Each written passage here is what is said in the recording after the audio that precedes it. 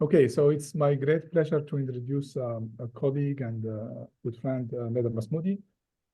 So Nader received his bachelor degree in mathematics from École Normale Supérieure in Paris, 1996. His PhD from Paris Dauphine in 99, and his habilitation in 2000. He was a CNRS researcher from 1998 till 2000. And since then, he was a professor at the Courant Institute of Mathematical Science in New York. Currently, Nader is spending a few years at NYU Abu Dhabi as an affiliate faculty where he's a director, he's the founder and the director of the Center Stability, Instability, and Weak Turbulence. Nader's research lies in the interface between fluid mechanics, partial differential equations, and dynamical systems. His honors include a gold medal at the International Mathematical Olympiad in 1992, Sloan Fellowship from 2001 to 2003, a senior Clay Maths Scholar in 2014, a chair of excellence from the Fondation Fondation Sciences Mathématiques de Paris from 2016 to 2018, a chair position for the Institut des Hautes Études Scientifiques de Paris from 2018 to 2020. He was the recipient of the Fermat Prize in 2017, of the Kuwait Prize in 2019, of the King Faisal Prize in Sciences in 2022.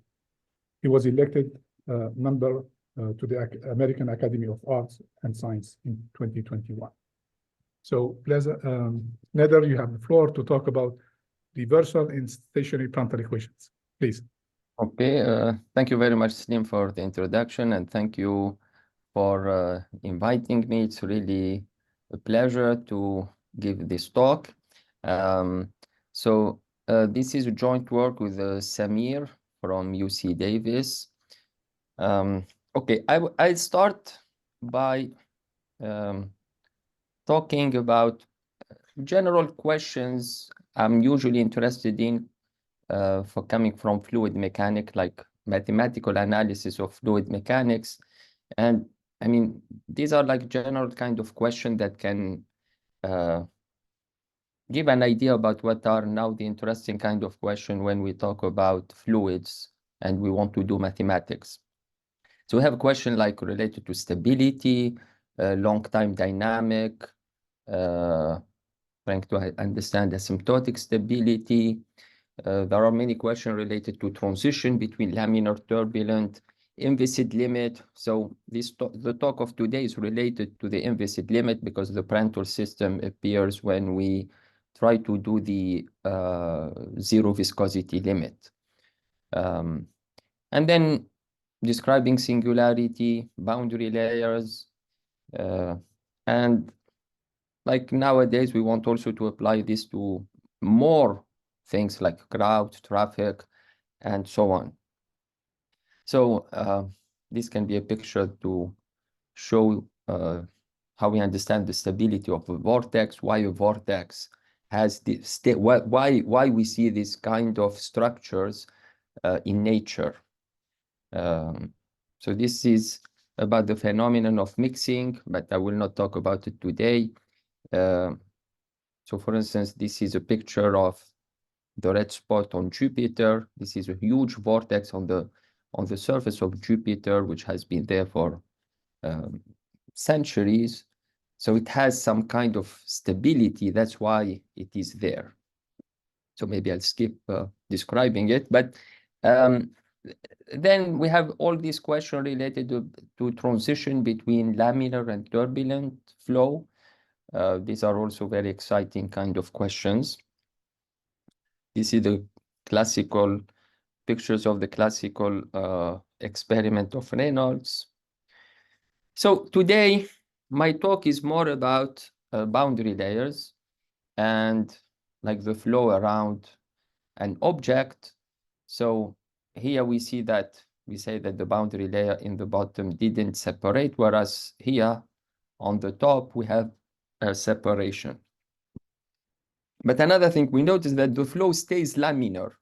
Like we can see, like there is a laminar flow, it's not a turbulent flow. So this is what we can call a laminar separation. So then the hope is that even after the separation, we are still able to describe the flow. So this will be more clear later on.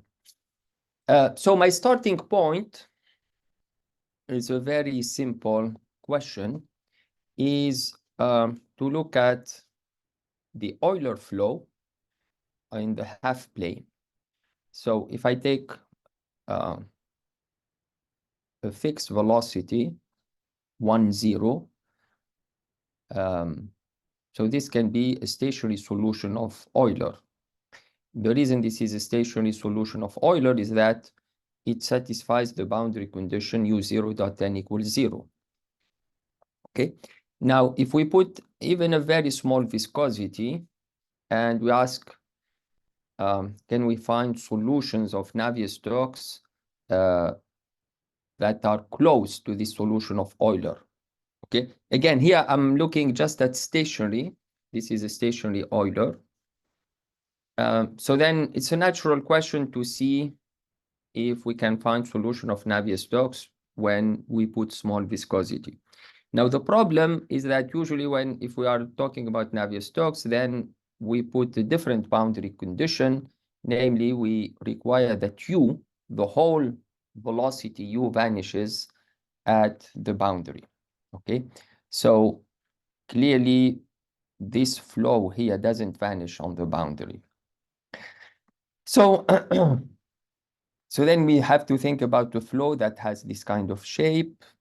And the classical kind of question is whether, if we have a solution here, let's say we are able to find a solution, does it converge to Euler? And if it doesn't converge to Euler, does it converge to, where does it converge to? And in which topology? So there are many kinds of questions that one can start asking.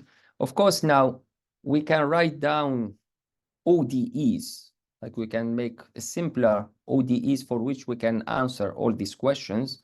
But when we go to PDEs, things can get really much more complicated. Now, 1904, Prandtl came with the idea that, which again is very natural from ODE point of view, but was really revolutionary when we think about the approximation of Navier-Stokes by Euler. So the idea is that, okay, there will be a small boundary layer where viscous effects are concentrated, and this is what nowadays we call the Prandtl boundary layer. I will not go too much into this because my talk today will be mostly related to Prandtl, not to the derivation itself, because there are, when we talk about Prandtl, there are, I would say, two main questions. So there is the question about describing Prandtl, understanding solution of Prandtl, so that's B here. And then we have also this question related to the stability of the asymptotics, meaning that Navier-Stokes converges to Prandtl. So today I'll be more talking about Prandtl itself. Okay, so I'm just going to concentrate on steady Prandtl equation. So we can forget completely Navier-Stokes today. I'm just going to look at this equation. Now, you can see that the viscosity dropped. Again, just to re-explain one aspect of the derivation, where is the viscosity here? I mean, it is still in the equation, but because of my change of coordinate, I made this change of coordinate, the viscosity term become minus uyy, right? Before it used to be mu dy square u, right? But when we make the change of coordinate, when we make this change of coordinate, it becomes dyy, okay? So now, when one looks at this equation, one idea is to think about u dx to x as a time variable, and we want to think about if we think about x as a time variable, then we can think about this as a parabolic equation. Of course, there is this extra term here that I'm going now to ignore for now. It will require some special kind of treatment, but if I ignore it, then we see ux minus uyy. This is a nice parabolic equation. I mean, with a lot of difficulty, it is quasi-linear, non-local because the way we recover V, we have to recover it from the incompressibility condition.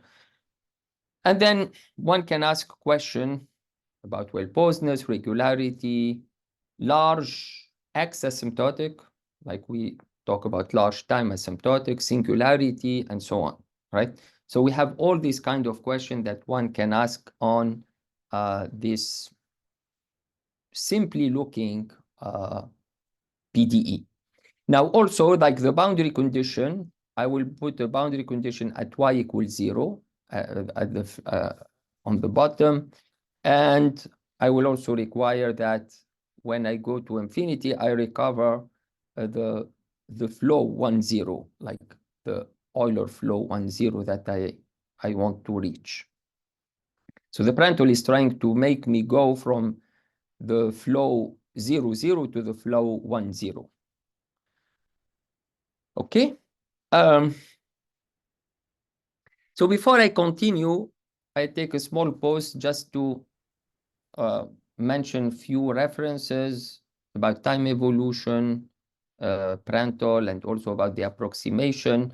For Prandtl, I mean, there has been, like maybe the last 30 years, there have been a lot of work. Of course, like there is the classical work of Oleinik from the 60s, but then more recently we have a lot of work dealing with different kind of results. But in general, when we think about well-posedness for the time evolution Prandtl, we will think about either we need some geometric assumption like monotonicity in Y, or we need some high regularity like Gevrey or analytic because of possible loss of derivative. The possible loss of derivative is coming from this term, actually, the fact that V has an X derivative built in it, right? Because V, the way you recover V is by integrating this. So there is an X derivative loss there. And then we have even like ill-posedness result if we consider this in Sobolev spaces. Then we have recently also many other results extending this to 3D, long time existence, small data, convergence when t goes to infinity to a steady, to the steady case, smoothing effect, and also recently we've been also interested in understanding singularity of the problem. Now, the next kind of question we are interested in is the stability. Stability meaning that trying to prove that Navier-Stokes converges to Prandtl. And here also we have a number of results. What happens if usually they will require some kind of high regularity in X. And one of the enemies here is the so-called TS instability. TS instability is a kind of destabilizing effect of the viscosity. It's a destabilizing effect of the viscosity that even you can have a flow of Euler which is stable, but when you turn on the viscosity, you start seeing some instability. And this prevents Navier-Stokes from converging to Euler in some strong topologies. So that's why, I mean, if one wants to prove this, the convergence, we have to be in a high regularity, like analytic, or maybe like some kind of Gevrey regularity. Also, recently, there were extension of this kind of result to the compressible case. Okay, so let's go back to the steady case, to what we are interested in for today's talk. And notice in the equation there was a pressure term. This pressure term is coming from Euler, so it is not like a Lagrange multiplier, but it is a given term. We can think about it as a forcing term, and from physics literature we can understand that there may be two kind of cases.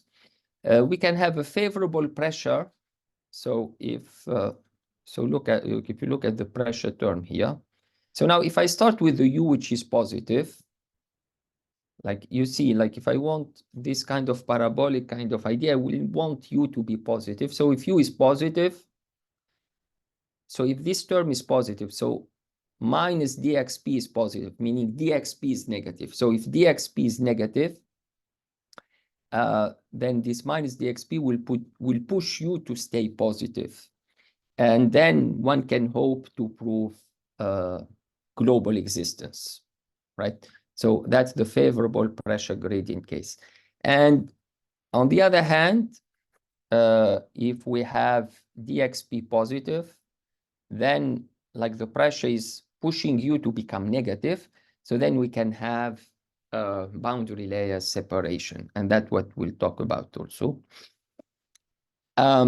When dxp is 0, there is also a family of self-similar solutions. The Blasius constructed them. And it's what is interesting about this family of self-similar solutions, that they have exactly the parabolic scaling, right? So they confirm the idea that X is playing the role of a time variable. And there was a recent result trying to prove rigorously what happened, that Navier-Stokes can approach this kind of self-similar solutions. Okay, so so this is the picture about separation. This is the picture about separation that we can see in physics books, in physics literature, but as of now, we don't understand it mathematically, right? So what's the meaning of having this profile where U is taking positive values and negative values? How can I analyze the equation, the Prandtl equation? And it's not clear whether I can think about X as a time variable in this case. So these are like pictures where we can see here the point of separation, and here the flow can still stay laminar. Maybe this is not the best picture to show laminar flow, but this is a very famous picture, so I wanted to show it.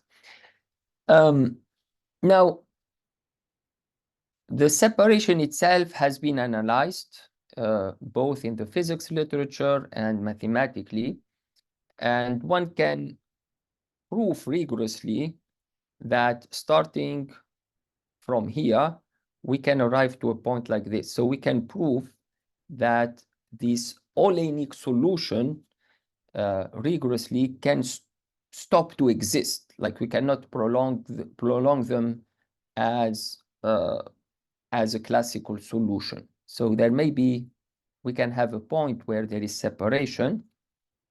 So this, as I said, it means that dyu goes to 0. That's what we mean by separation, right? Separation means dyu goes to 0. And by the way, this is Oleinic proved. Like it's not hard. Like it's a non-trivial exercise, but to prove that if you change a sign here, if you change a sign, it has to happen at the boundary. It doesn't under some monotonicity and under some simple assumption on U, one can prove that separation can only happen at the boundary. So it's the way U become negative is that it has to start here. So start here means this has to become 0. Okay.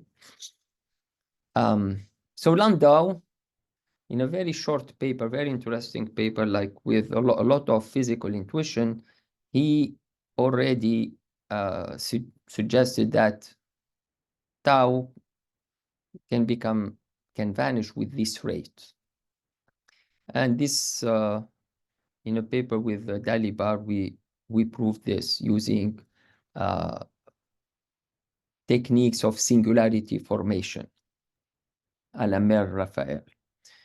So, Nader, may I stop you, please?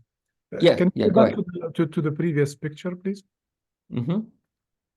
Oh, this one. Yeah, this one. So the point here of separation, it's at the boundary, but the next one, is it at the boundary? The next one, what do you mean the next one? There's right, only okay. one. The one to the right. No, so there is only one point where there is singularity. And today's talk will show that elsewhere we can have a well-defined solution. So we have problem only here. But then usually in these pictures there is a curve like that you see here, right? This curve.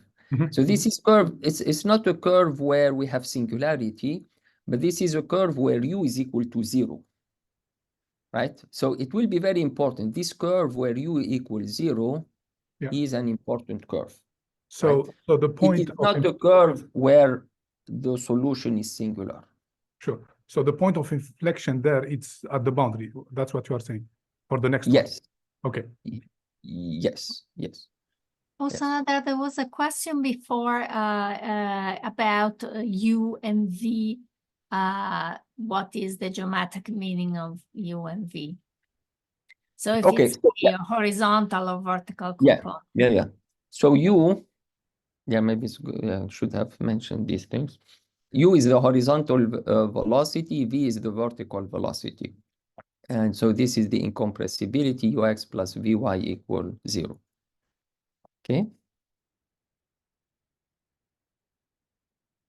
I wanted to show this, but these are really like from physics point of view, physics. Boundary layers, they can become turbulent. So we can talk about turbulent boundary layers, but it can become turbulent without separation taking place. That's one thing. But we have the other things that the boundary layer can separate while it is laminar. So you can see like you can still have a laminar flow, but then you have a boundary layer separation, meaning that you have this recirculation. So here today we are talking about this kind of boundary layer separation, not transition to turbulence. Okay, so again, this is the picture, same picture, and this is the important curve where U is vanish. So people in the physics literature have been debating about, can we find solution of Prandtl around this point? Can we have a solution of Prandtl around this point? And there was a lot of attempt, and they all failed. So one can say, okay, then it means that we have to change the model, it's not good, or we have to do some. It turns out the idea now we thought about with Samir is that, okay, so let's go a little bit away from this point, just a small distance from this point, but around here, like we still have a nice laminar flow. So can we still describe it with Prandtl? And the answer is yes. That's what I'm going to show you today. But then we want to understand this reversed flow. So we want to understand a flow with a reverse flow. So flow where U can be positive and negative. So this is my setup. I'm away from the separation point. I want above U is positive, below U is negative, and this is my equation, okay? So I want to think about this as a mixed type parabolic quasi-linear equation. And clearly, like one can intuitively, it can come very easily to what one can see it, is that here on the left, I want to impose a boundary condition above this line. But if I come to the right, I need to impose a boundary condition here. Okay, so that will be the idea. You still impose the incompressibility, right? So V is given by. Yeah. The incompressibility is still there. Yeah. Thank you. Okay, now one can put this into a big class of problems which are mixed type problems. Now, when we think about mixed type problem, we can put them in two categories, linear and non-linear. So the linear mixed type problem, these are like the trichotomy, Keldysh, and the toy model that correspond to our case is this one that has been actually studied by Bawendi and Grisvar, and also Pagani did also important work on it. Dalibar also recently, they revisited this problem. And then we have quasi-linear mixed type problems. These are the classical kind of works. Here I will mention works of Shen Feldman studying shocks for compressible oil.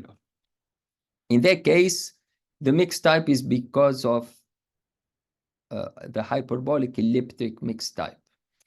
For us here, I will still call it mixed type, even though you can tell me, okay, here it is parabolic, here it is parabolic. But what will change is really the direction in which I have to solve. So on the top, I have to solve from left to right. On the top, I solve from left to right because U is positive. But on the bottom, here below this line, U is negative. So then I want to solve from right to left. That's really the idea. The idea is really, the whole idea is that we want to think about it as a mixed type parabolic problem, and that will work. Okay. Now, okay, it's nice. I mean, this is what I said. Maybe one can argue, how are we sure that what I'm saying can really happen? Is it possible to have solutions that have this structure? Of course, now the physics, what we see in physics is one aspect, but then there is another aspect, is the fact that Prandtl itself has another kind of self-similar solution, so-called FS profiles, where now instead of rescaling X like square root of X, we rescale it in a slightly different rescaling. If one does that different rescaling, we end up with an equation like this. Okay, so Stewardson already in 57, he solved this ODE. And this is a simple looking ODE, but it's hard. Like it has like all the conic points. I mean, like it's not an easy result, but okay, he was able to prove that this ODE has solutions. And for beta in this range, the solution actually, if you look at F prime, we are interested in F prime because that's the velocity. The F prime starts negative and then becomes positive. So what does that mean? It means that Prandtl itself has solutions which have a reverse flow. So we know from this FS profile that we have solutions that look like this. We have solution of Prandtl that look like this. Okay. So then what will be the interesting mathematical question is to prove the stability of these solutions, right?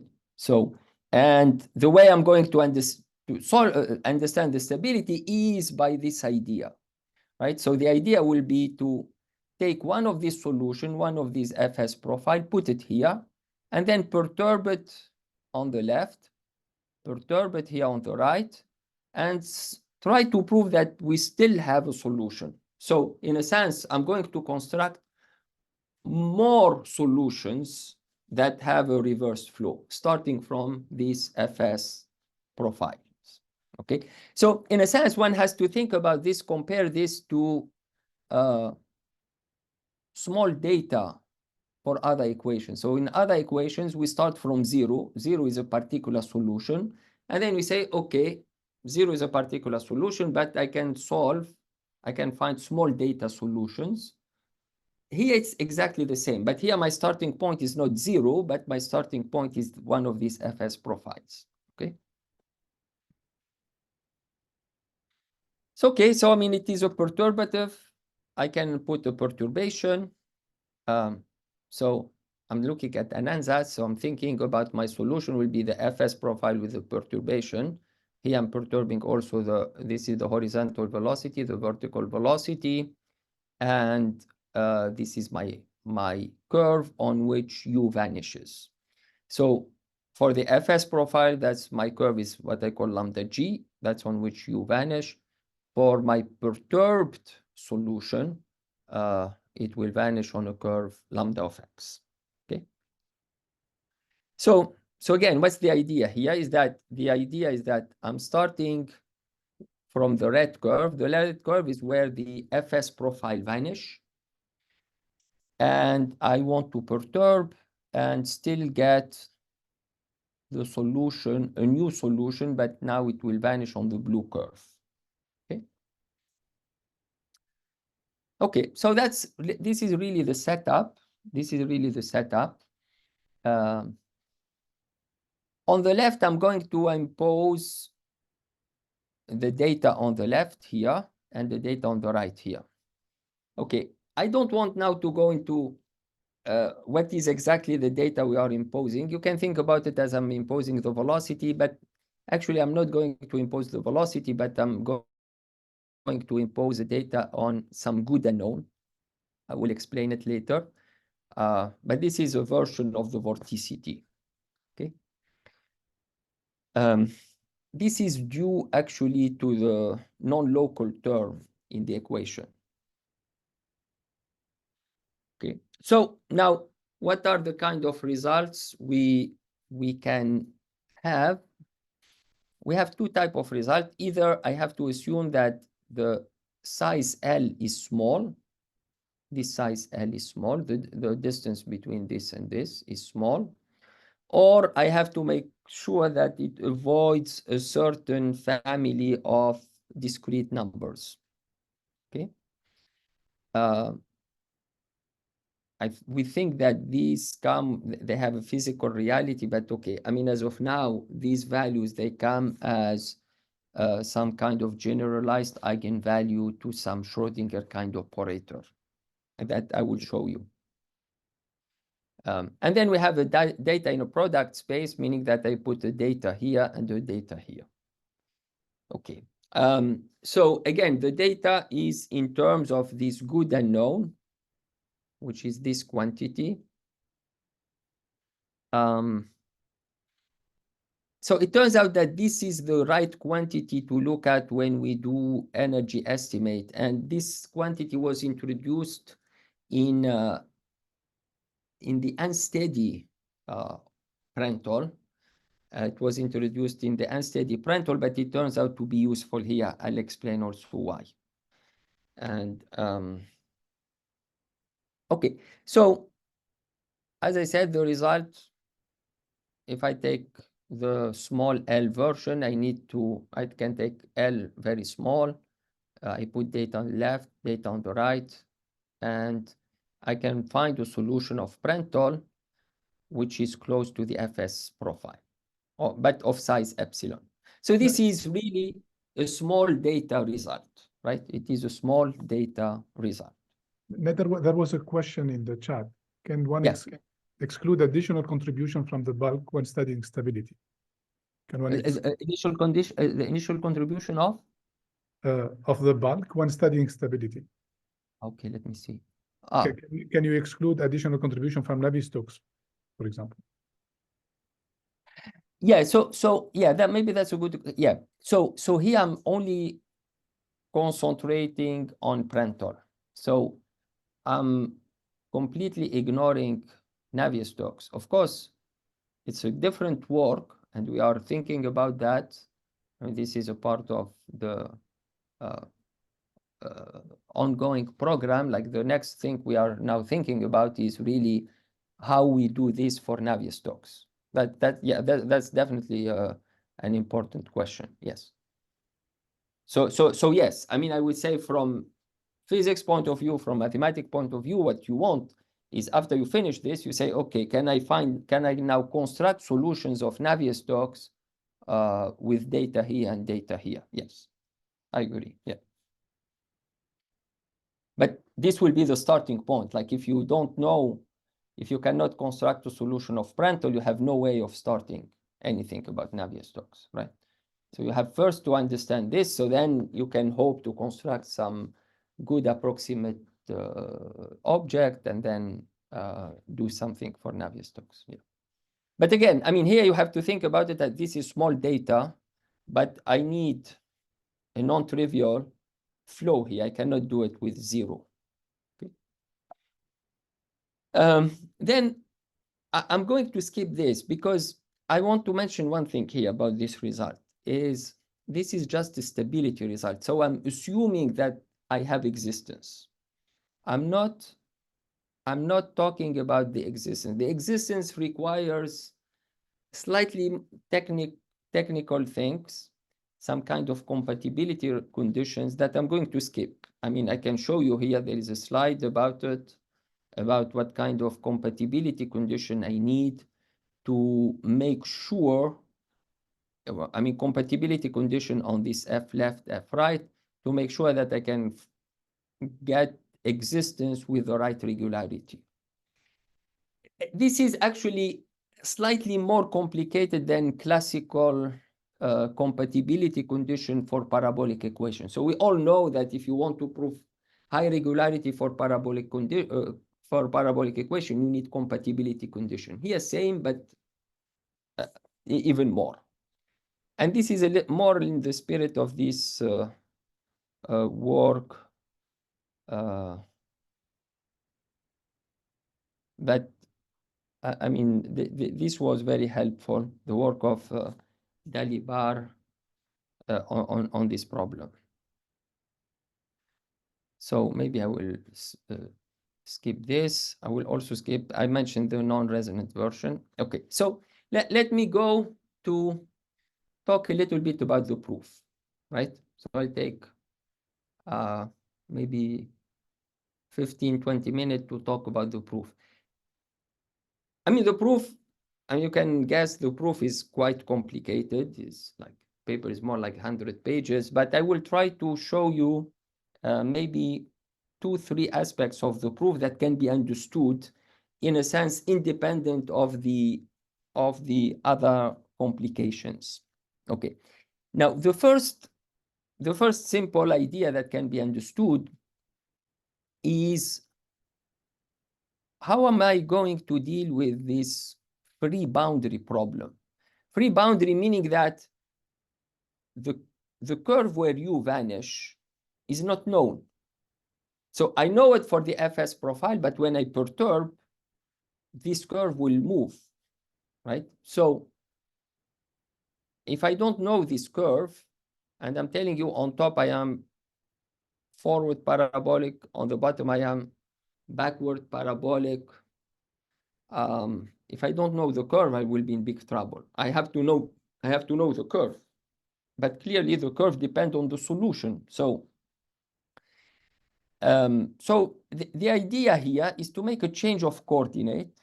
I mean, this kind of ideas appears in many other works, but we make a change of coordinate that depends on the solution itself, right? Of course, sometimes people can think about it in a strange way, but I mean, this is completely rigorous. One can make this rigorous. So we have to make, I have to make a change of coordinate that makes this curve flat. Okay? So it's very simple. I mean, if you think a little bit about it, you take z to be y divided by lambda of x. Lambda of x is the curve on which the new solution vanishes, UP vanish. So lambda g, this is where the fs profile vanish, and there is a small perturbation, right? So, so I introduce this new variable z, okay? And then it turns out that it's also good to make a change of coordinate. You go from x to s.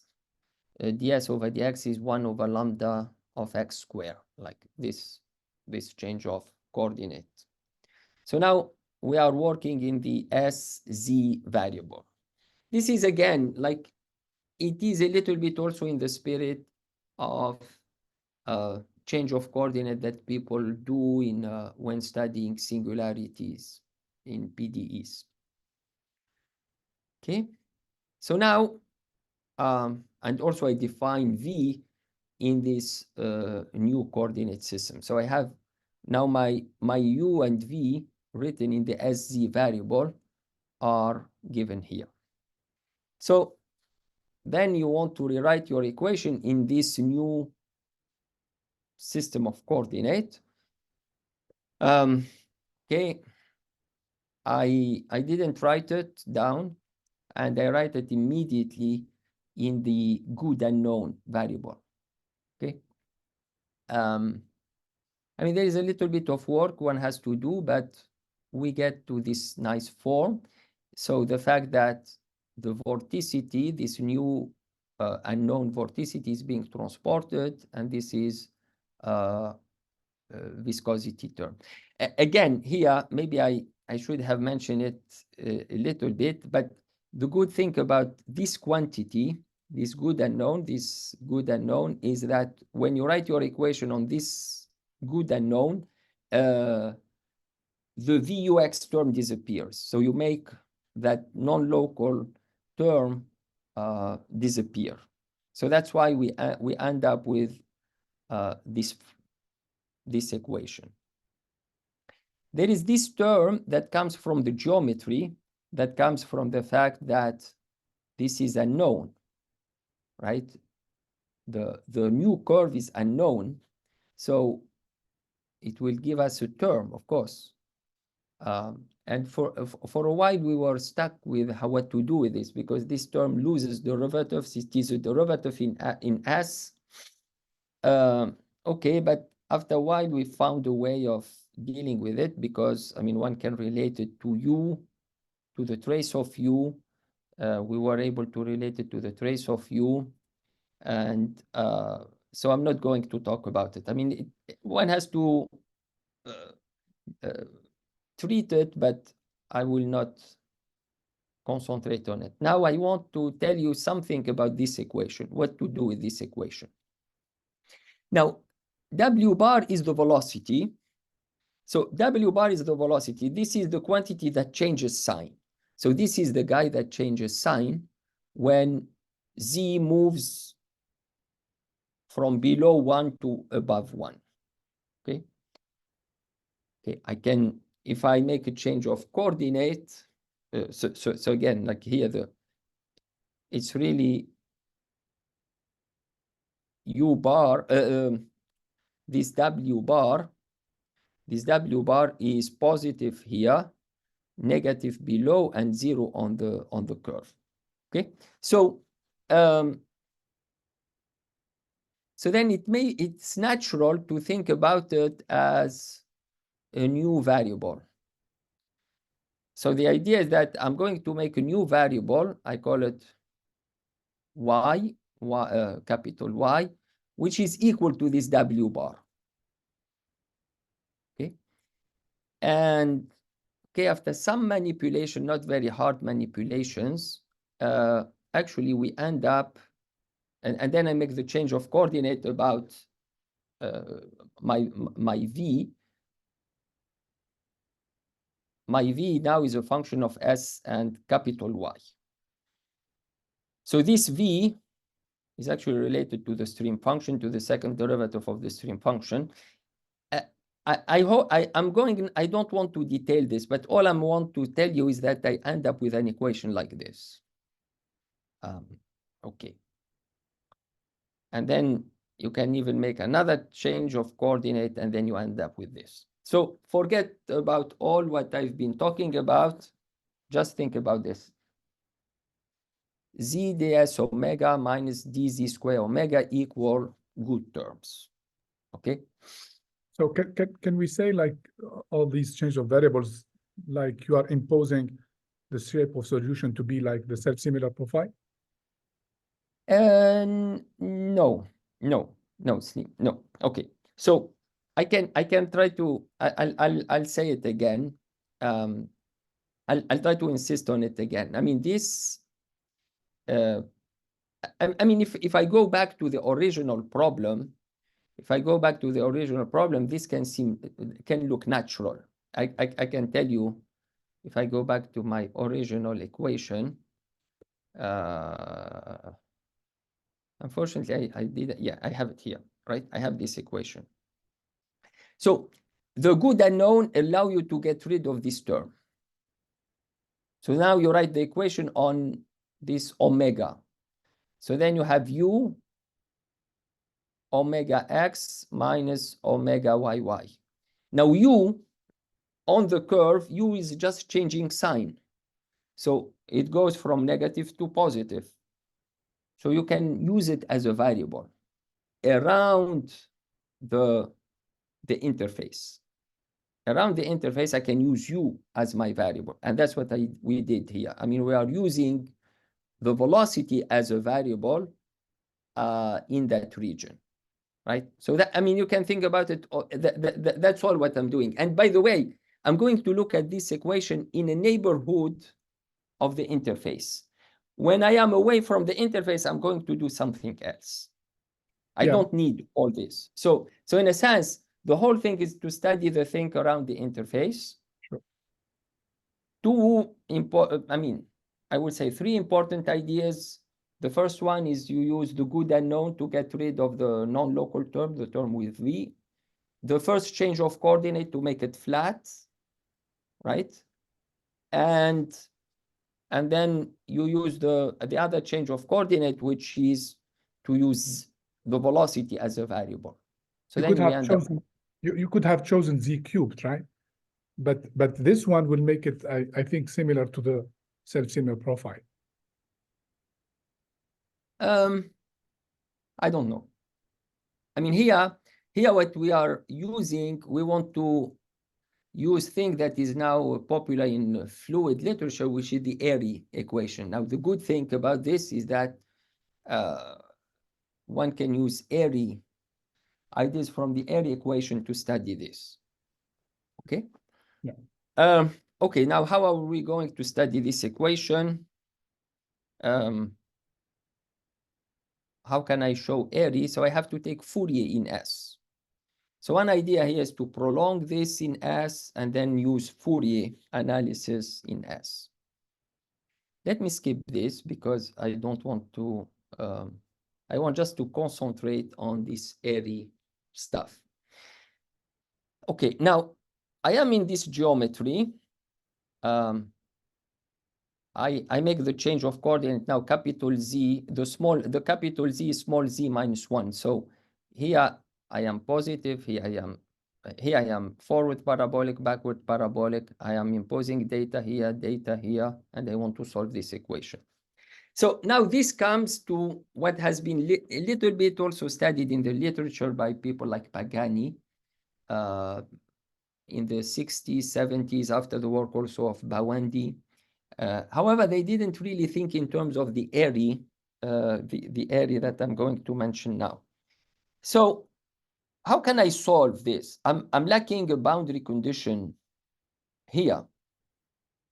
Now, one idea is to say, okay, I'm going to choose some gamma 1 here, solve the problem on the top, solve the problem on the bottom.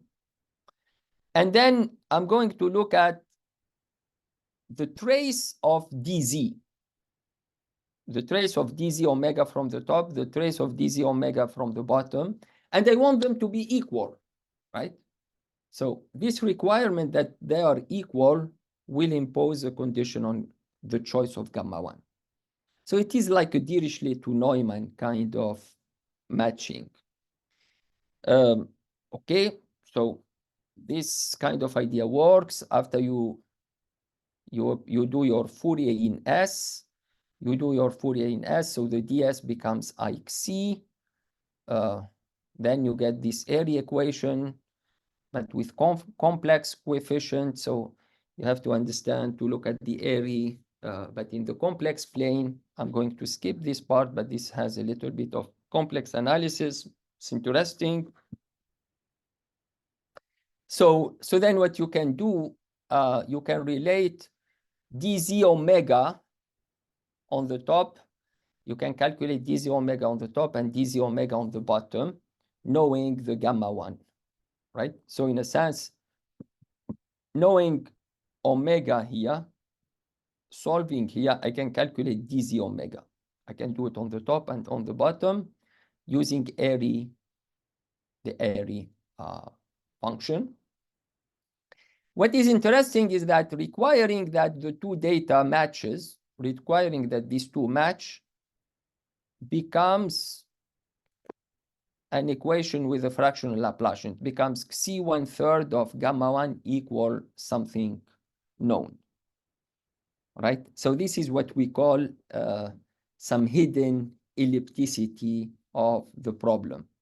Okay, so I would say I cheated a little bit. I cheated a little bit because the function here, what I call data, is lower order term, but they may include gamma 1. These are lower order terms that may include gamma 1. So if I want to find gamma 1, I have to take these terms, put them back here, and that gives me an elliptic operator. And then I have to be careful. I have to avoid things in the kernel. I have to avoid the kernel, and that requires those conditions on the values L. Okay, I will not talk more about it, but that's how those values L to avoid appear. Okay. I don't want to, yeah, I'm going to skip this because I want now to come to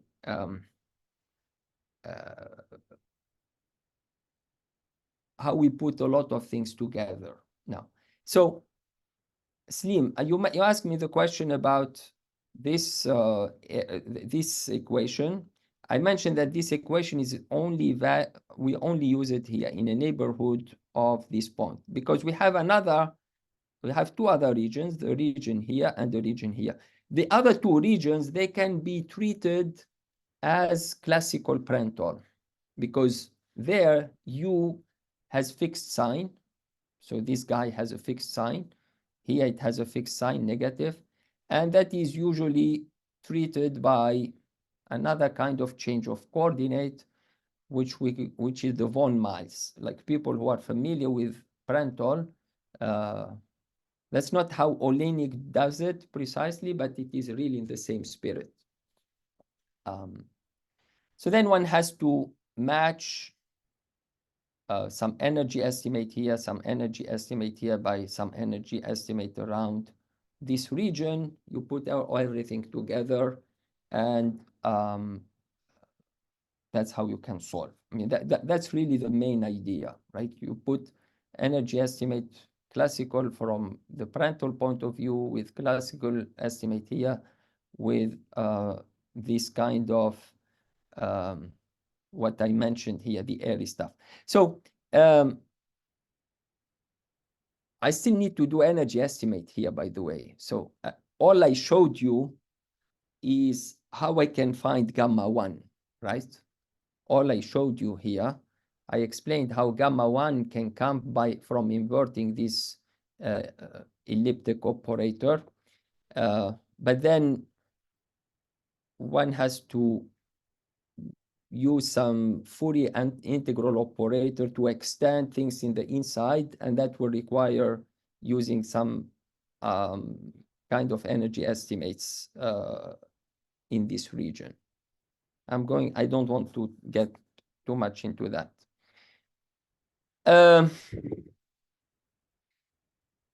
Some other tools that we need are maximal regularity. In any problem like this, it's clear that you want to do some maximal regularity, and you want to be able to say what is the cost of derivatives, horizontal derivatives versus vertical derivatives. And that's one other difficulty, because if I am in the bulk, I am parabolic, so a derivative in X is like 2 derivatives in Y, right? That's classical thing when we think about parabolic equation. But when I am at the interface, it's different. It's different because I am in the Airy scaling. The Airy scaling is different. And when I am here on this line, 1 derivative in X is like 3 derivatives in Y.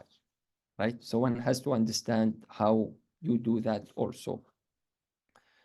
Okay, the last slide I want to show, and this is related to the question about the Navier-Stokes approximation. Now we are doing this. I think we are almost like, we understand this very well now, how Navier-Stokes converges to this solution of Prandtl I'm mentioning. We did also in the past what happens before separation. What is really not understood at all yet is, can we understand Navier-Stokes at the separation point? That is not understood, and that goes into the physics literature, the triple deck theory. And okay, that's another, that will be, this is much more difficult question. Okay, I want to thank you, and I want to end by a small advertisement for this journal, the Tunisian Journal of Mathematics. So if you have good papers, please send them to this journal. So it's a journal of the MSP. It's an MSP journal, so I think we should support this kind of journals. Okay, thank you. Hey, thank you very much, Nader, for this beautiful talk, and we have room for questions.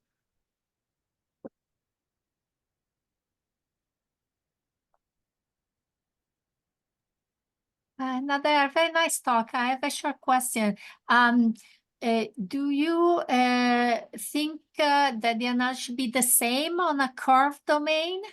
I'm thinking like the exterior of a circle, for example. Okay. The exterior of a circle, or and maybe that's a good, I didn't think about that. Like the geometry, what will be the, if instead of something flat, we put some geometry. Exactly. I would say most likely that will not affect the analysis, the precise analysis I'm mentioning here, but it will affect the FS profile I'm linearizing around. So it may mean that one has to do something different, like the starting point. What is the starting point? Yeah, I would say yes. It's possible to. But by the way, these FS profiles, they are the right solution when you have a flow that comes and hits an angle, right? So the FS profile are related to some flow that hits an angle, of course, now you can think about different kind of geometry and yeah, I think yeah, that's definitely a good, excellent question. Are there any other question? So Nader, do you have like a physical explanation of these critical values of L? Right, okay, that's also I would say no, I don't know. I would say I don't know. However, my intuition is that the problem, I mean, this problem of separation is highly unstable, right? So, I mean, like after the separation happens, usually after separation happens, the flow will become turbulent, right? So then one explanation to that is that the presence of these values can tell you that, okay, it's easy to get instabilities in your problem, right? But more than that, I have no idea. And I mean, I looked rapidly to the physics literature. There's nothing really that goes in that direction.